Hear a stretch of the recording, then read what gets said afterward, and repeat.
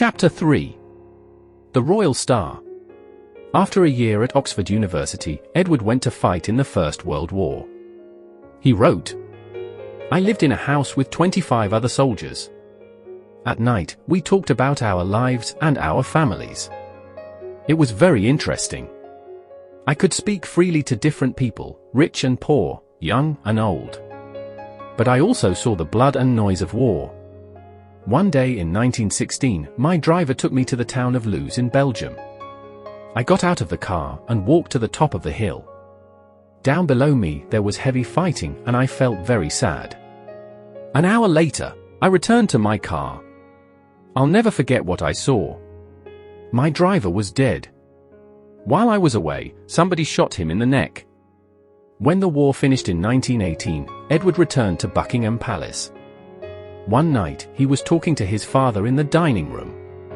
"I don't understand why countries fight," the prince said. "The war has finished, but nothing has changed. There are still millions of poor and hungry people. It's not right. Somebody must do something." "Well," King George replied, "you can't change the world if you sit by the fire.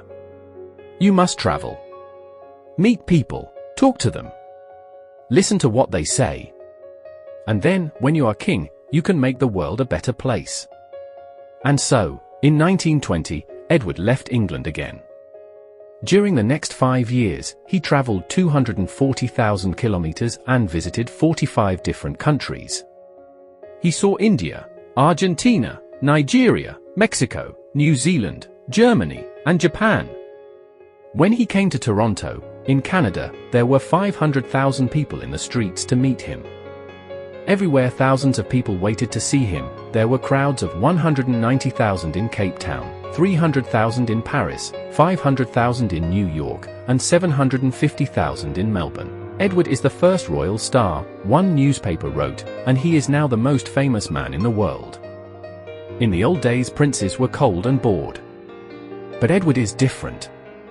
He gets out of his car and walks down the street. Every 2 or 3 minutes, he stops and speaks with the crowd. He laughs. He smiles. He shakes 1,000 hands. He is a man of the people with a heart of gold. I saw the blood and noise of war.